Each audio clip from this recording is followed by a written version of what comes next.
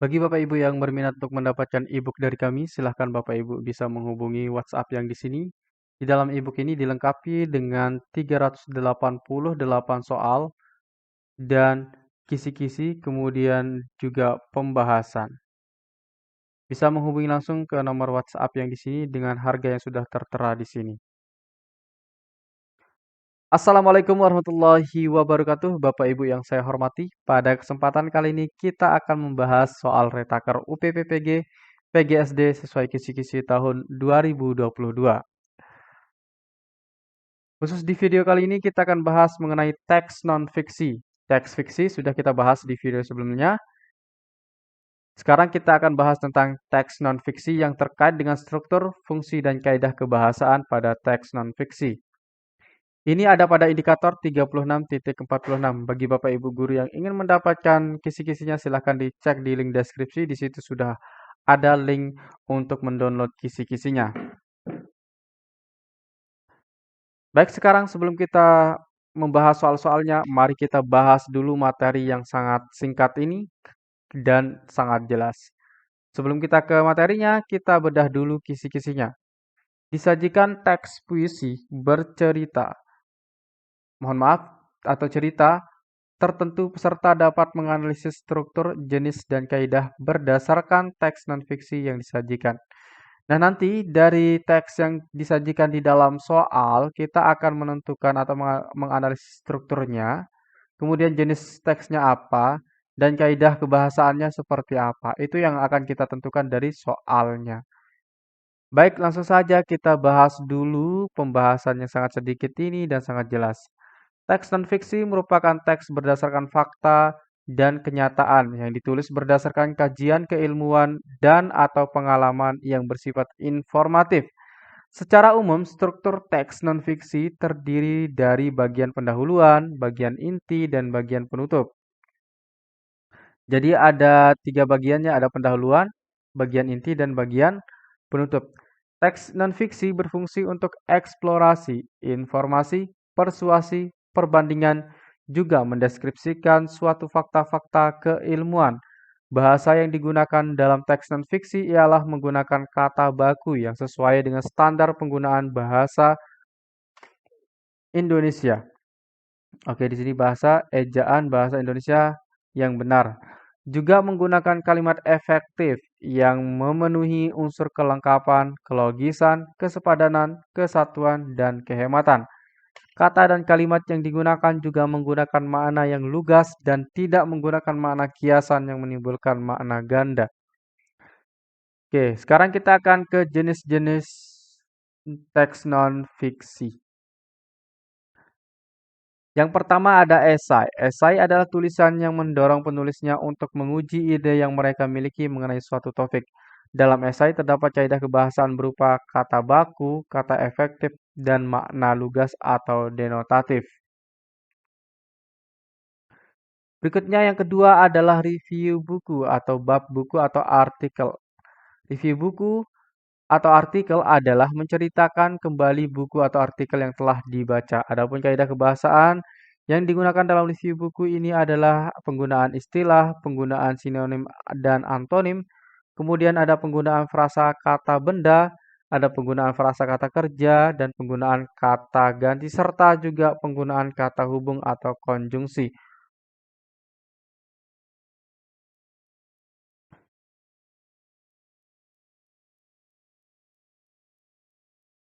Kenapa tidak bisa di next? Oke, mohon maaf tadi ada gangguan sedikit ya. Yang ketiga ada artikel ilmiah. Artikel ilmiah adalah bentuk tulisan yang memaparkan hasil penelitian yang telah dilakukan. Artikel ilmiah memiliki struktur umum berupa abstrak, pendahuluan, metode penelitian, temuan penelitian, pembahasan, kesimpulan, rekomendasi, dan implikasi. Kemudian yang keempat ada teks faksi. Teks faksi adalah teks yang ceritanya berbentuk kisah yang berbasis kejadian sebenarnya. Jenis teks faksi diantaranya ada biografi, autobiografi, kisah nyata, memoir, dan cerita-cerita dari kitab suci. Teks faksi disebut sebagai teks non-fiksi karena diambil dari cerita yang berdasarkan kenyataan dan pernah dialami oleh seorang tokoh yang diceritakan dalam teks faksi tersebut. Oke, silakan Bapak Ibu yang berminat untuk mendapatkan e-book dari kami yang sebanyak 388 soal, silakan menghubungi WhatsApp yang ada di sini dengan harga yang sudah tertera di sini juga. Baik, kita akan langsung ke soal yang pertama. Kalau ada soal seperti ini, Bapak Ibu langsung saja ke pertanyaannya agar nanti kita mudah mencari jawabannya. Pertanyaannya di mana? Pertanyaannya di akhir kalimat. Kalau di sini pertanyaannya ada di sini. Baik, langsung saja kita baca pertanyaannya. Penggalan teks di atas yang paling tepat termasuk ke dalam jenis teks, apakah biografi fiksi, B. non-fiksi, C. Fiksi, D. Faksi, D. Hybrid. Nah, kalau kita baca di sini adalah menceritakan tentang Anies Baswedan. Anies Baswedan lahir dengan nama lengkap Anies Rashid Baswedan. Ia dilahirkan pada tanggal 7 Mei 1969 di Kuningan, Provinsi Jawa Barat. Ya, silakan Bapak Ibu langsung baca. Di sini Bapak Ibu sudah pasti tahu ya, ini termasuk apa. Nah, tadi sudah dijelaskan di akhir yang sebelum soal ini, tadi sudah dijelaskan. Ini termasuk ke dalam teks apa? Yaitu teks faksi. Nah, karena ini termasuk biografi bisa atau autobiografi juga bisa ya. Jadi ini dituliskan berdasarkan makna fakta sebenarnya terkait dengan Anies Baswedan. Jadi jawaban yang tepat adalah yang D, yaitu teks faksi. Kita jelaskan kembali teks faksi itu apa sih? Teks faksi adalah teks yang ceritanya berbentuk kisah yang berbasis kejadian sebenarnya atau nyata. Jenis teks faksi diantaranya adalah biografi, autobiografi, kisah nyata, memoir, cerita-cerita dari kitab suci. Oke, langsung saja kita lanjut ke soal berikutnya.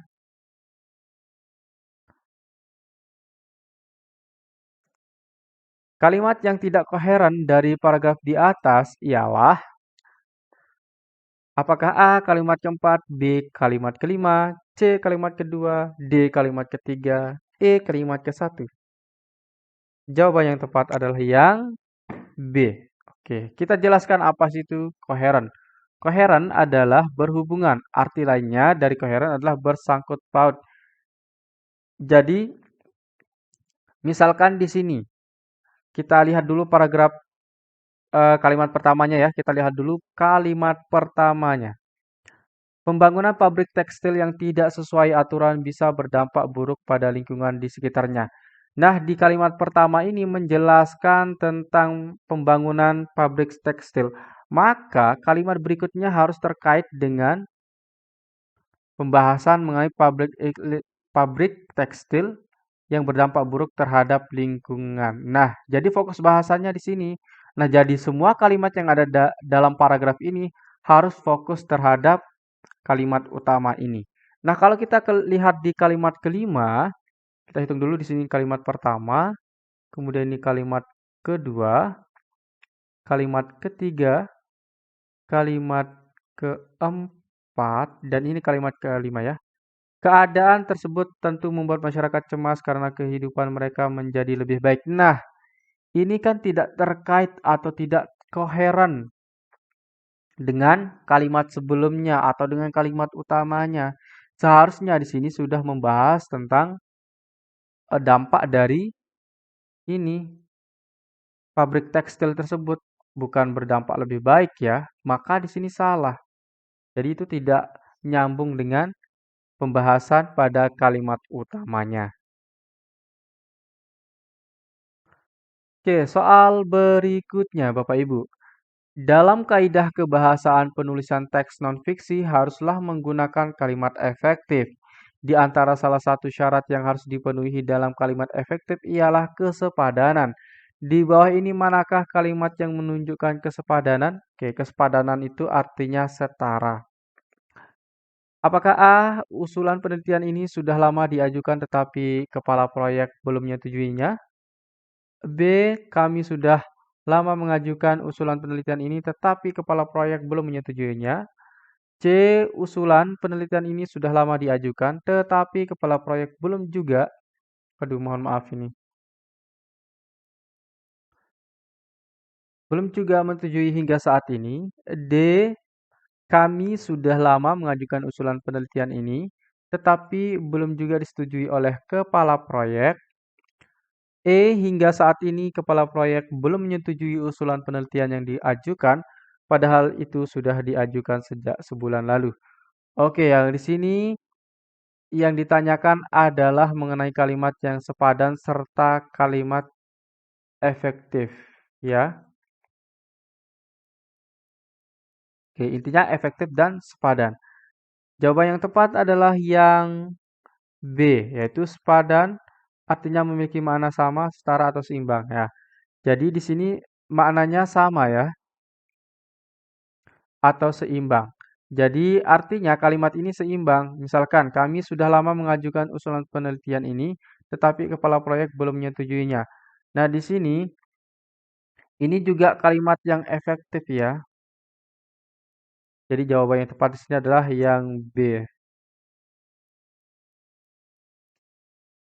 sepadan. Kalau yang A ini letak salahnya di mana?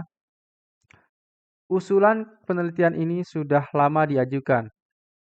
Oke, ini sudah sama, memiliki makna yang sama ya, tapi bedanya hanya di kami saja.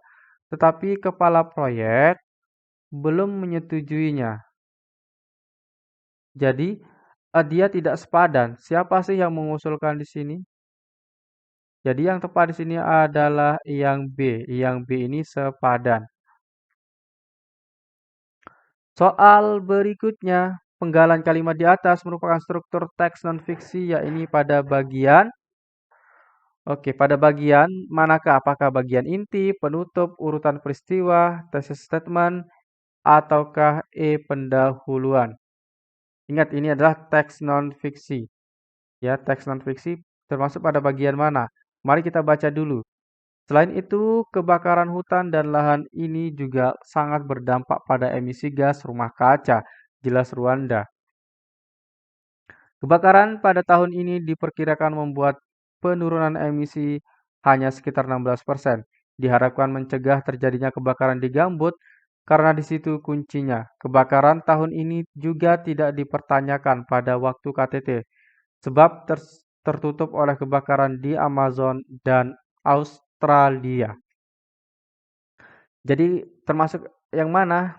Jawaban yang tepat adalah yang B, yaitu penutup.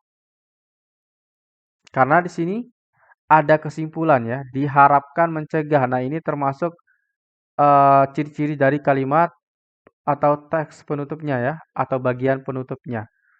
Nah, ini merupakan ciri-ciri dari bagian penutup. Baik, soal berikutnya, struktur esai secara umum terdiri dari pendahuluan, bagian inti, dan simpulan. Dalam pemaparan bagian pendahuluan hendaknya menekankan agar menarik perhatian pembaca dan pentingnya topik tersebut untuk dikaji. Pendahuluan esai yang disusun secara tepat ialah yang manakah? Apakah A, B, C, D, dan E? Mari kita baca dulu. Berisikan latar belakang yang merupakan pemetaan logis dari topik yang hendak dibahas sesuai tujuan jenis esainya. B. Menggambarkan latar belakang dan situasi terkini terkait topik tersebut yang disajikan dari penjelasan umum ke arah yang lebih sempit, menggambarkan keadaan faktual dan permasalahan yang diangkat. C. Berisikan bagian pengembangan ide yang dimuat dalam tesis statement yang dikupas dan dikembangkan sesuai dengan jenis esai yang ditulis. D. Menggambarkan latar belakang yang berisi keadaan ideal, faktual, solusi atau permasalahan yang akan dipaparkan.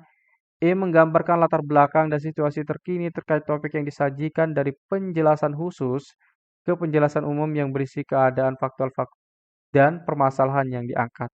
Jadi jawaban yang tepat adalah yang B, yaitu menggambarkan latar belakang dan situasi terkini terkait topik tersebut yang disajikan dari penjelasan umum ke arah yang lebih sempit, menggambarkan keadaan faktual dan permasalahan yang diangkat. Nah, umumnya dalam esai itu dia yang pertama kali adalah membahas dulu latar belakang. Kemudian situasi terkini. Nah, topik terkini ini yang paling penting ya, yang dibahas tentang situasi terkini.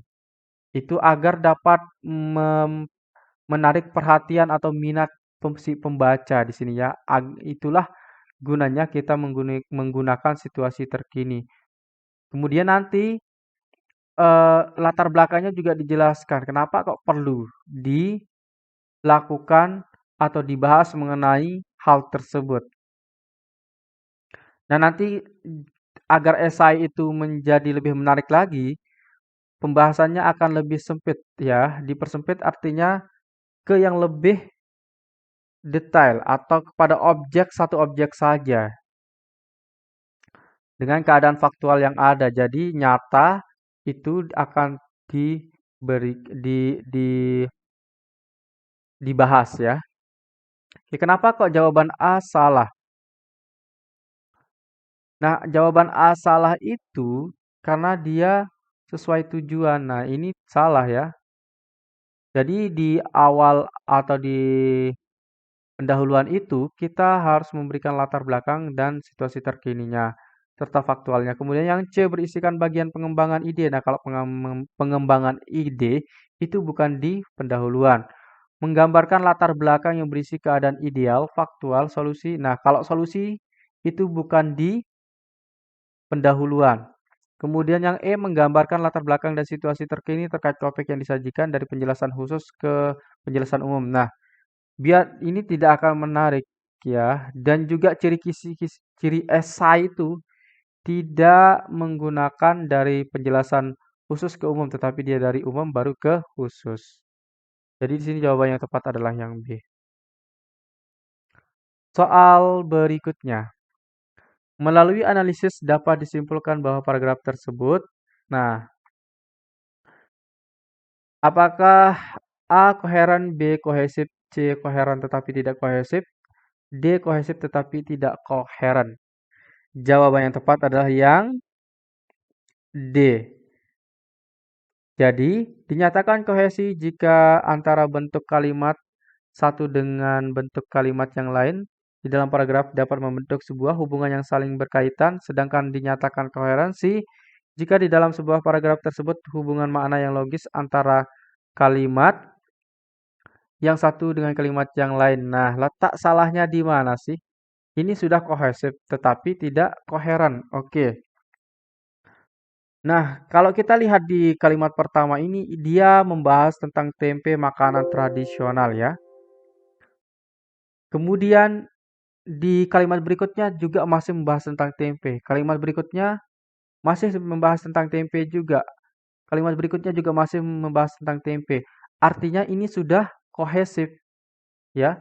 Sudah memiliki hubungan keterkaitan, tetapi ini tidak koherensi. Koherensi itu artinya berurutan. Nah, seharusnya setelah dia membahas tentang makanan tradisional yang sangat bergizi, tempe itu, maka di sini dijelaskan lagi kok tempe itu bisa dinyatakan sebagai makanan yang bergizi, bergizi ya.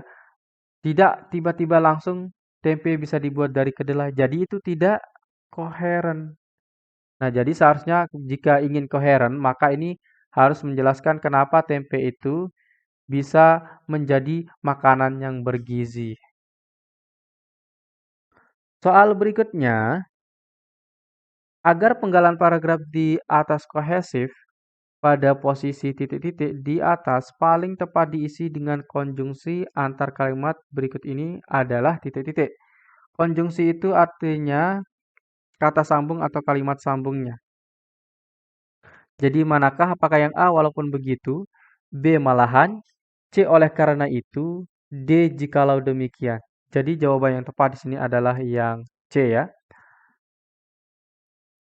Oleh karena itu, Dinas Pariwisata Pemkot Surabaya diminta melakukan inventarisasi jumlah bangunan yang masuk kategori cagar budaya.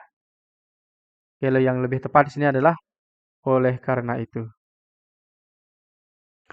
Nah, Bapak Ibu, itu saja yang kita bahas pada video kali ini. Semoga bermanfaat bagi Bapak Ibu yang ingin mendapatkan e-book dari kami. Silahkan Bapak Ibu bisa menghubungi nomor WhatsApp yang di sana. Di sini kami lengkapi dengan sebanyak 388 soal. Jadi Bapak Ibu perdalam saja soalnya ini karena soal-soal ini sudah kami sesuaikan dengan kisi-kisi pada tahun 2022 ini. Baik, sekian. Assalamualaikum warahmatullahi wabarakatuh.